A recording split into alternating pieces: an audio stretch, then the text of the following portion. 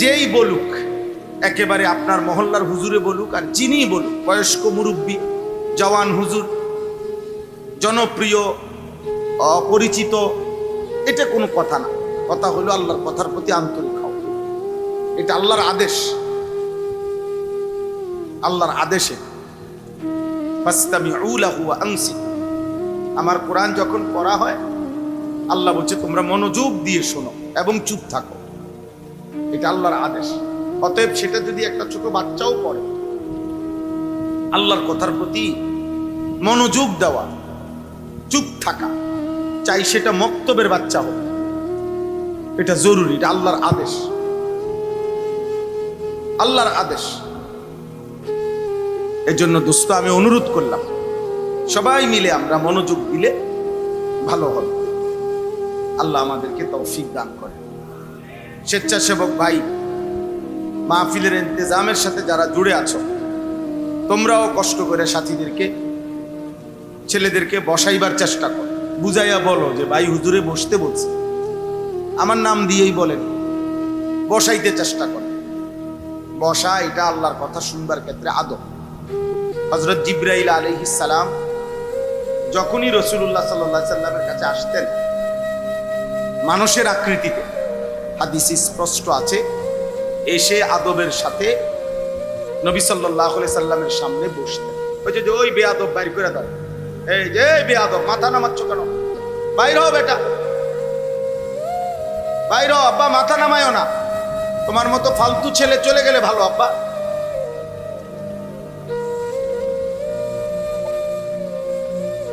হ্যাঁ, তো এই জন্য বললাম যে জিবরাইল আলাইহিস সালাম এসে বসতেন মানুষের আকৃতিতে। যখন আসতেন নবী সাল্লাল্লাহু আলাইহি ওয়াসাল্লামের সামনে বসতেন, বসে শুনতেন, বসে বলতেন। এটা আদব আল্লাহর কথা শুনবার ক্ষেত্রে। জুতা খুলে আদবের সাথে বসা বহুত জরুরি। কোরআন সুন্নাহর ইলমের সাথে আদব জরুরি, একেবারেই বাধ্যতামূলক জরুরি। হাদিসের মধ্যে আছে, আল্লামানি রব্বি ফা আহসানা তালিমি ওয়া আদ্দাবানি রব্বি ফা আহসানা তা'দীবি। নবীজি বলেন সাল্লাল্লাহু আলাইহি ওয়াসাল্লাম, আল্লাহ তাআলা আমাকে নিজে আল্লাহ সর্বোত্তম ইলম শিখিয়েছেন এবং আল্লাহই আমাকে সর্বোত্তম আদব শিখিয়েছেন। তাহলে আল্লাহ নবী সাল্লাল্লাহু আলাইহি সাল্লামকে ইলমও শিখাইছেন, আবার আল্লাহ নবী সাল্লাল্লাহু আলাইহি সাল্লামকে আদবও শিখাইছেন, উভয়টাই শিখাইছেন। এই জন্য এটা জরুরি আমাদের জন্য। এই যে নামাজ, দাঁড়াবে কিভাবে, রুকু দিবে কিভাবে, সেজদা দিবে কিভাবে, নামাজের মধ্যে রুকুতে হাতগুলো রাখবে কিভাবে, সেজদাতে হাতের আঙ্গুল কিভাবে থাকবে, এই সব কিছু জিবরাইল আল্লাহর পক্ষ থেকে 2 দিন 5 ওয়াক্ত করে 10 ওয়াক্ত নামাজ নবী সাল্লাল্লাহু আলাইহি সাল্লামকে পিছনে দাঁড় করিয়ে জিবরাইল ইমাম হয়ে মেরাজ থেকে আসার পরে 2 দিন দেখাইছে। আর এরপরে নবীজি সাল্লাল্লাহু আলাইহি সাল্লামকে বলছেন যে এখন থেকে আমি আপনাকে যেভাবে দেখাইলাম এভাবেই আপনি আপনার উম্মতের ইমানদারদেরকে নিয়ে নামাজ আদায় করুন। নবী সাল্লাল্লাহু আলাইহি সাল্লাম এরপরে মিম্বরে দাঁড়াইয়া 2 দিন পরে তিনি এবার সাহাবাদেরকে দেখাইছেন, সাহাবাদের দিকে ফিরে। এরপরে তিনি বলছেন, এবার তোমরা আমাকে যেভাবে দেখছো, সাল্লু কামা রাআইতুমুনি উসাল্লি, এবার তোমরাও এভাবে নামাজ পড়ো। এজন্য দাঁড়ানো, উপর হওয়া, হাতের আঙ্গুল, পায়ের আঙ্গুল, চোখের নজর, দৃষ্টি, সবকিছু ইসলামে নিয়ন্ত্রিত, ইসলামে নিয়ন্ত্রিত। বাহ্যিক অঙ্গ প্রত্যঙ্গের ব্যাপারেও ইসলামে সুনির্দিষ্ট দিক নির্দেশনা আছে, আভ্যন্তরীণ বিষয়েও ইসলামে সুনির্দিষ্ট দিক নির্দেশনা আছে। 1 গ্লাস পানি পান করতে নবী সাল্লাল্লাহু আলাইহি সাল্লাম পানির পাত্রে নিঃশ্বাস ফেলতেন না, আবার কমপক্ষে 3 ঢোকে মানে 3 নিঃশ্বাসে পানি পান করতেন। তাহলে নিঃশ্বাস কোথায় ফেলেন এটার মধ্যে নবীর সুন্নাত, কয়বার ফেলছেন নিঃশ্বাস এটাও নবীর সুন্নাত। তাহলে ইসলাম, আমাদের নবী সাল্লাল্লাহু আলাইহি সাল্লাম উম্মতের নিঃশ্বাসটা পর্যন্ত ঠিক করে দিয়েছে। কোথায় বাম পাও আগে, কোথাও ডান পাও আগে, হিসাব করে বুঝাই দিছে। দিছেন কিনা বলে? রুকুতে আঙ্গুল রাখতে হয় ছড়াইয়া, সেজদাতে আঙ্গুল রাখতে হয় মিলাইয়া। এটার কি আছে? একভাবে রাখলেই তো হইল না, এটাই আল্লাহর হুকুম, নিয়ন্ত্রণ করে দিছে। তাহলে সবকিছু ইসলামের মধ্যে আব্বা নিয়ন্ত্রিত। ইসলাম সুন্দর, ইসলাম পবিত্র, ইসলাম সুশৃঙ্খল, ইসলাম চমৎকার। আল্লাহর বিধান সামঞ্জস্যপূর্ণ, এতেদাল, ভারসাম্যপূর্ণ। শরীর, স্বাস্থ্য, মন, মেজাজ, পরিবেশ, পরিস্থিতি, পারিপার্শ্বিকতা, প্রেক্ষাপট, অবস্থা, যুগ চাহিদা, সামাজিক বিষয়, সব কিছুতে ইসলামের যাবতীয় বিধান সামঞ্জস্যপূর্ণ, ইনসাফপূর্ণ, ভারসাম্যপূর্ণ। এই জন্য এটা জরুরি। পাত্তা না দিলে তো দিলেন না, কিন্তু যে গুরুত্ব দেয়, যে মনোযোগী হয় ইসলামের বিধিবিধানের, তার জীবন সুন্দর হয়, তার জিন্দেগি সুন্দর হয়। ইসলামের যাবতীয় বিষয় আসে কেউ যখন নিজের মধ্যে গ্রহণ করে, তার জীবন সুন্দর। আল্লাহ আমাদেরকে মানার তৌফিক দান, বুঝার তৌফিক দান। আলহামদুলিল্লাহ, আলহামদুলিল্লাহ নাহমাদুহু ওয়া নাস্তাঈনুহু ওয়া নাস্তাগফিরুহু ওয়া নু'মিনু বিহি ওয়া নাতাওয়াক্কালু আলাইহি ওয়া নাউযু বিল্লাহি মিন শুরুরি আনফুসিনা ওয়া মিন সাইয়্যাতি আ'মালিনা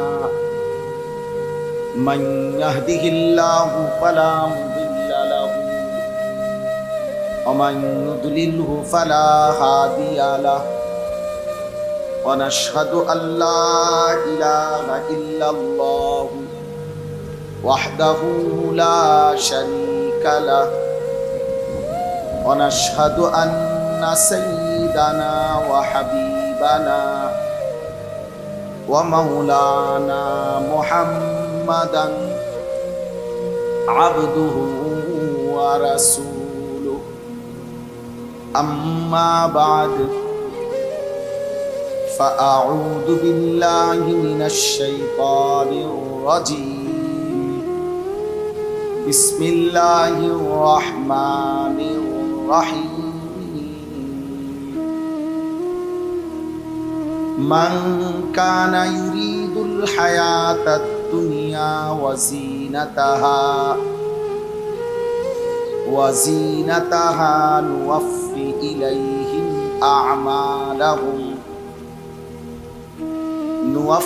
ইলাইহিম আ'মালাহুম ফিহা ওয়া হুম ফিহা লা ইউবখাসুন উলাইকা আল্লাযীনা লাইসা লাহুম ফিল আখিরাতি ইল্লান নার ওয়া হাবিতা মা সানাউ ফিহা ওয়া বাতিলু মা কানু ইয়ামালুন সাদাকাল্লাহু মাওলানাল আযীম وقال نبينا صلى الله عليه وسلم إنما الأعمال بالنيات وإنما لامرئ ما نوى فمن كانت هجرته إلى دنيا يصيبها أو امرأة يتزوجها فهجرته إلى ما هاجر إليه اللهم صل على محمد وعلى آل محمد كما صليت على إبراهيم وعلى آل إبراهيم إنك حميد مجيد اللهم بارك على محمد وعلى آل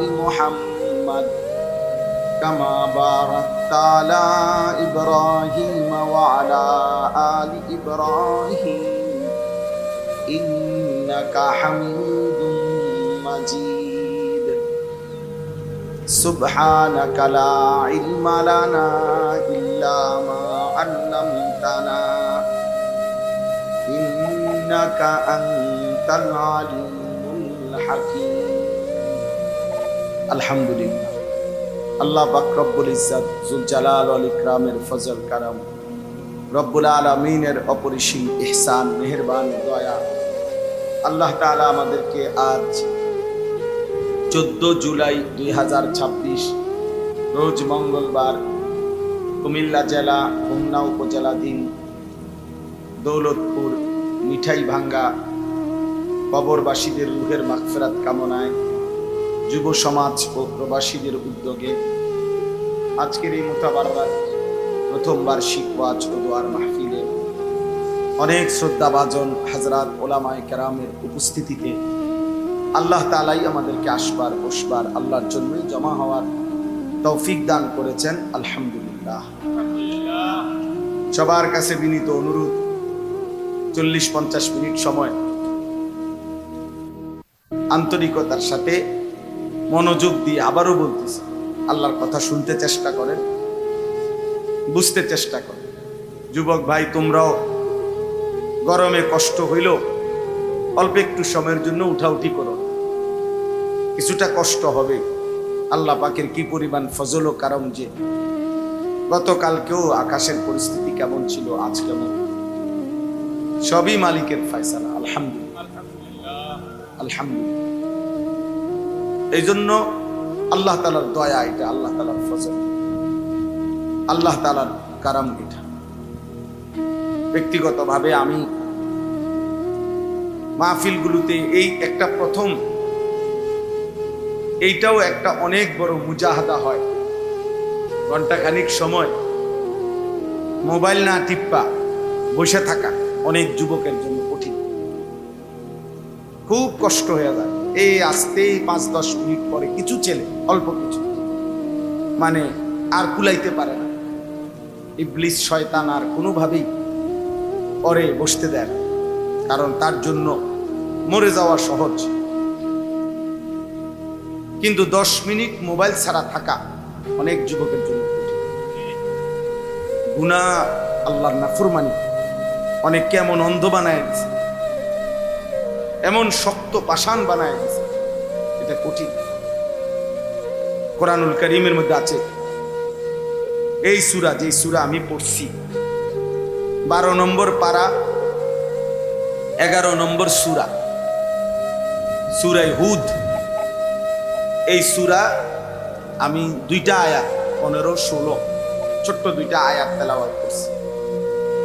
তো এই সূরার মধ্যে কোরআনুল কারীমে সবচেয়ে বেশি ধ্বংসপ্রাপ্ত জাতির আযাবের বর্ণনা সবচেয়ে বিস্তারিত এই সূরাতে আছে। আল্লাহ তাআলা 5টি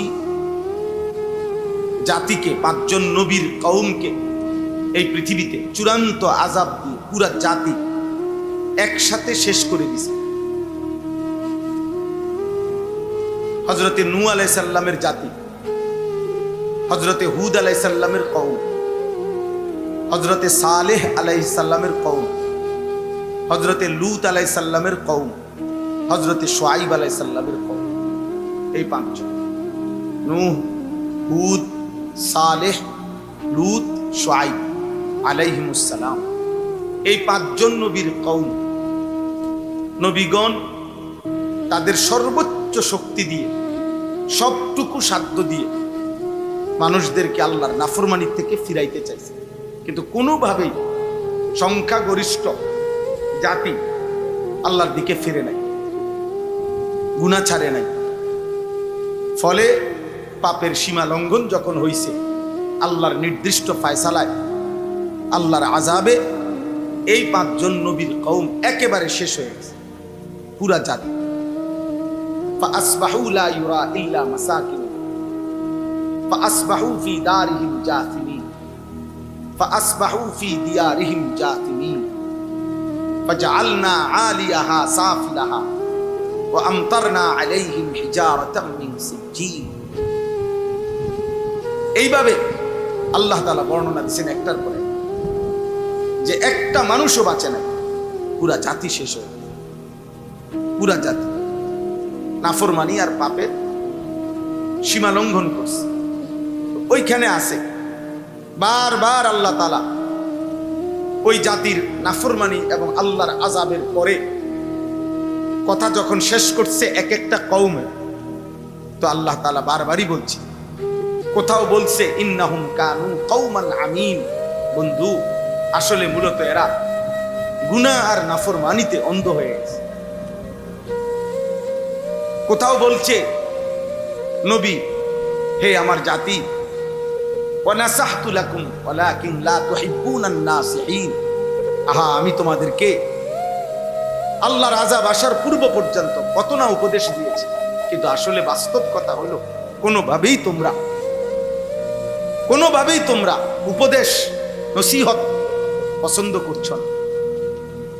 তোমাদের কাছে কোনোদিনই আল্লাহর কথা উপদেশ নসিহত গুলো ভালো লাগে না, ফলে আজ তোমরা ধ্বংস হয়ে গেল। আল্লাহ বলছে লা আমরুকা ইন্নাহুম লাফি সাকরাতিহিম ইয়ামাহুন, বন্ধু আপনার কসম, নবীজিকে বলছে যে বন্ধু আপনার কসম দিয়া বলতেছি, আপনার জিন্দেগীর কসম, এই নাফরমানগুলো গুনাহ আর নাফরমানির মাতলামিতে অন্ধ হয়ে আছে, মাতাল হয়ে গেছে গুনাহ এবং অন্ধ হয়ে আছে। লাফি সাকরাতিহিম ইয়ামাহুন, নাফরমানির মাতলামিতে এই পরিমাণ উল্লাস, এই পরিমাণ অসভ্যতা, এই পরিমাণ অশ্লীলতার বেহায়াপনা, এই পরিমাণ নোংরামি, যে যেন মাতাল হয়ে গেছে, যেন হুঁশ নাই, যেন অন্ধ হয়ে আছে। এইভাবে বারবার আব্বা, আমি একটা ছেলেকেও বললাম, এমন যেন দুর্ভাগ্য না হয় রে আব্বা, এক বছরেও কোনো দিন, আমি প্রত্যেক দিন এটা একবার হলেও বলি, আমার এ কথা 365 দিনে আল্লাহর একটি বছরে একদিনও ফজরের নামাজ একদিনও পড়তে পারলা না, এমন দুর্ভাগা, এমন বদনসিব, এমন হাইওয়ান, এমন জানোয়ার কেমনে হল? মুসলমানের ঘরে এমন নিকৃষ্ট সন্তান কেমনে হল? এমন নিকৃষ্ট জানোয়ার হলে কেমন? 365 দিনে একদিনও, এক বছরে কপালে একটা সেজদা জুটে নাই ফজরের।